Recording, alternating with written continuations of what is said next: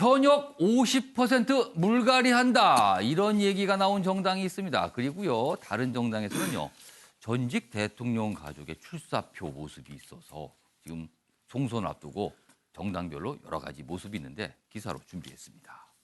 현역 50% 물갈이한다. 또 강조한 황교안 자유한국당 대표입니다. 그런데 이런 얘기를 하고는 있지만 한국당 중진들은 꿈쩍 안 해 이겁니다. 통상 당대표가 이 정도 얘기를 앞서서 살짝 비추고 어제 공개적으로 하면요. 그 전에 몇 명 정도는 제가 희생하겠습니다. 뭐 이런 게 통상적인 모습이군요. 그런데 꿈쩍 안 한다. 이렇게 한국일보는 지적하고 있습니다. 보시죠. 지도적인 위치에 있는 분들 희생해야 중진 향해 거듭 메시지 보냈지만 뭐 반응이 없다 이겁니다. 지금요. 여기 뭐 이름도 나옵니다. 여기 보면 뭐 영남 출마에 대해서 여기 보이시죠? 시청자 여러분 이름이 뭐 몇 명 있습니다. 그리고 밑에 문재인 대통령과 뭐 단독 영수회담 요구도 했습니다. 뭐 그리고요 아울러서 3040 세대 뭐 30%까지 공천하겠다 뭐 이런 입장까지 밝혀서 일단 이 어제 황교안 대표가 말한 입장이 만약에 관철된다면은 굉장히 파격적인 공천이 될 것 같아요. 그런데 아직은 움직임은 지켜봐야 된다. 뭐 이런 시각입니다. 자, 그럼 여기서요. 어제 황교안 대표의 이야기 확인해 보겠습니다.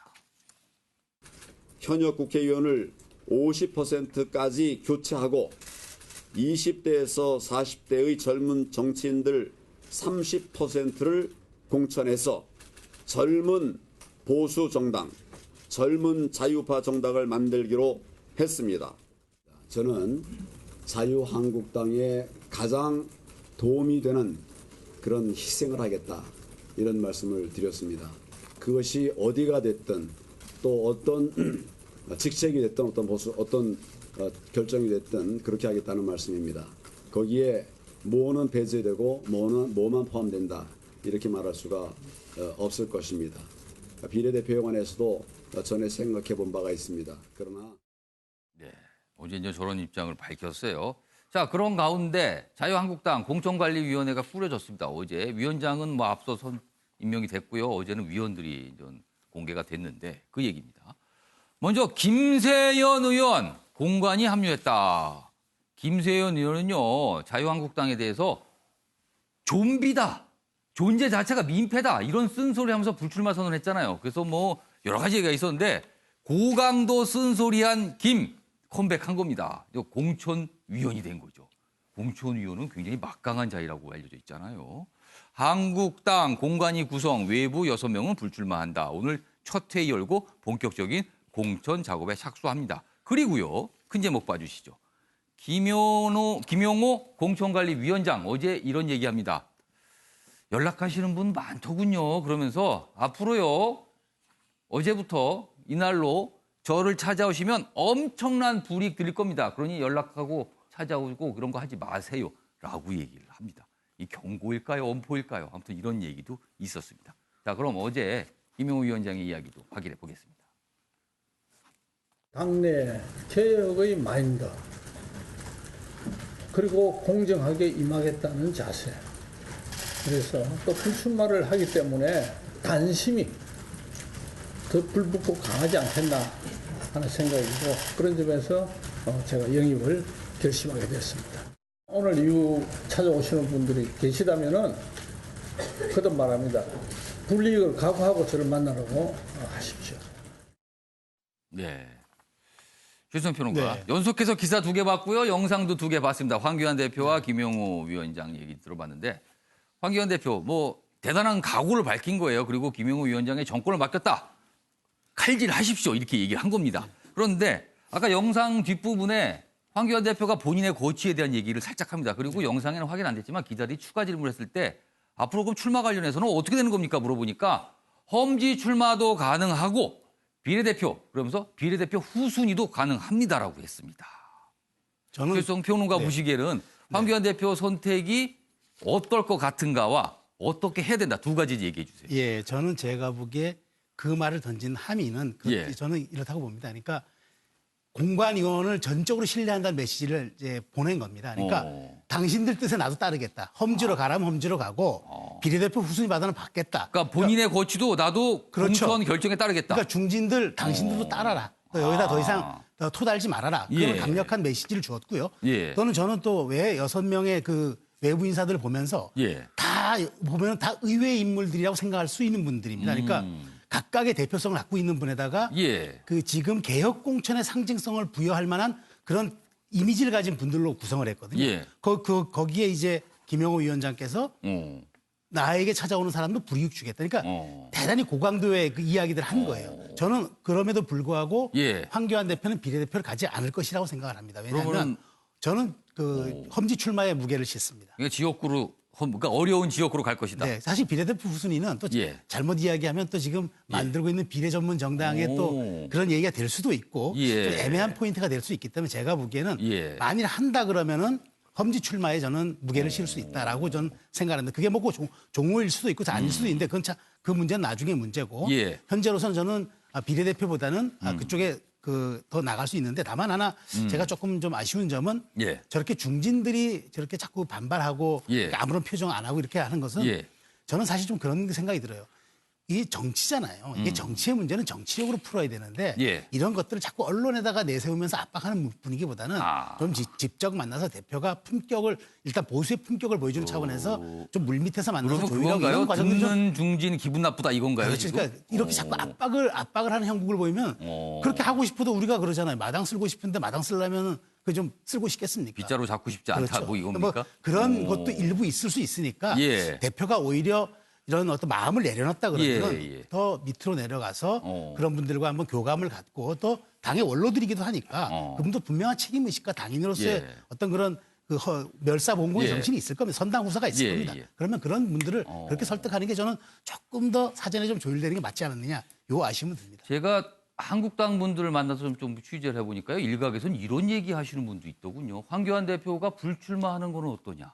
그거야말로 굉장한 파괴력이 있을 것이다. 이런 얘기 있는데 어떻게 보세요? 저는 사실 그것도 염두에 두고 있는데 예. 그런 이야기를 미리 흘리면 파괴력이 떨어지잖아요. 좀 그야말로 뒀다가? 그거는 전격 카드죠. 보수 통합이 될 무렵에 예. 나 불출마하고 대기 종군하겠다. 이 파장은 어마어마할 것입니다. 원래 그런 극대화의 효과를 노리는 게 또 정치 그건 기법 중에 하나. 아껴뒀다가. 그렇죠. 저는 히든 카드일 수도 있다. 제가 생각합니다. 만났던 분이 하신 말씀은 그거예요. 황교안 대표가 다 했다.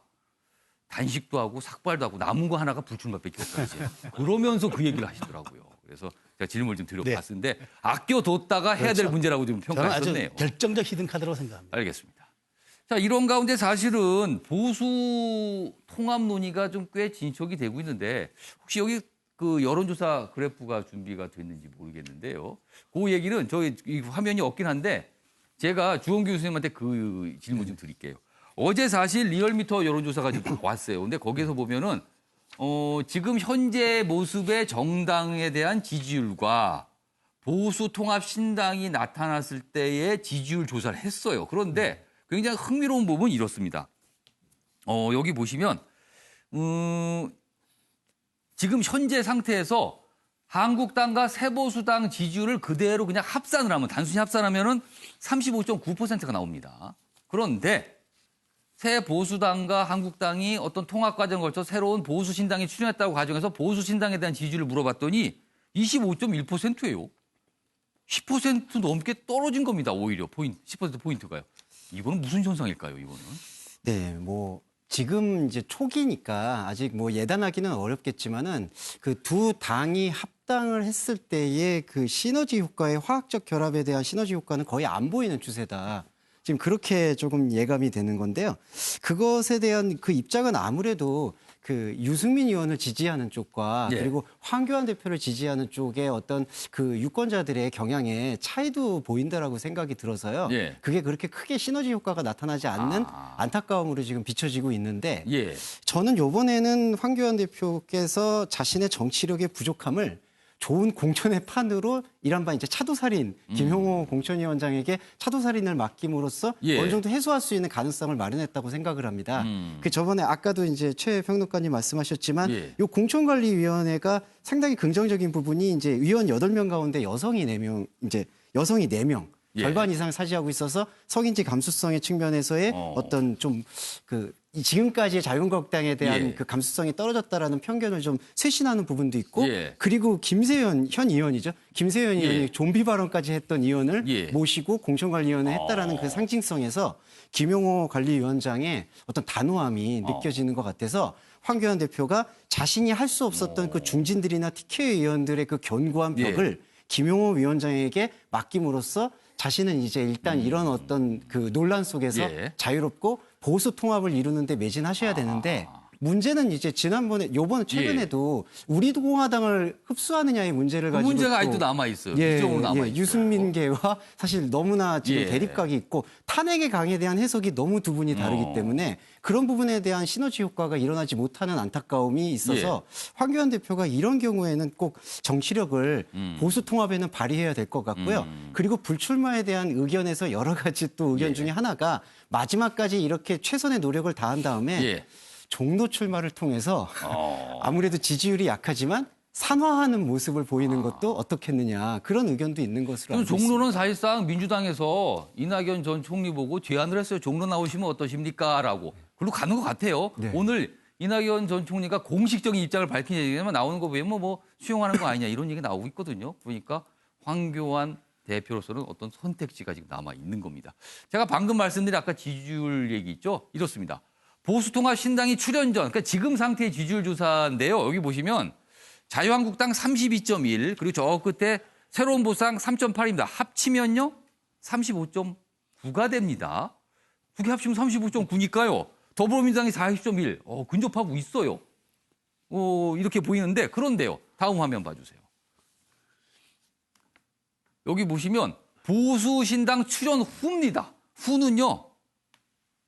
25.1밖에 안 돼요. 이 보수신당에는 한국당과 새누리당이 다 들어갔다는 전제를 깔거든요. 근데 아까보다 10% 넘게, 포인트 넘게 줄어드는 모습이 비어서 이건 무슨 현상일까? 그러니까 양쪽 정당을 지지하시는 일부 중에 이 통합을 반대하시는 분이 계신 건가? 이런 추정을 지금 낳고 있습니다. 알겠습니다.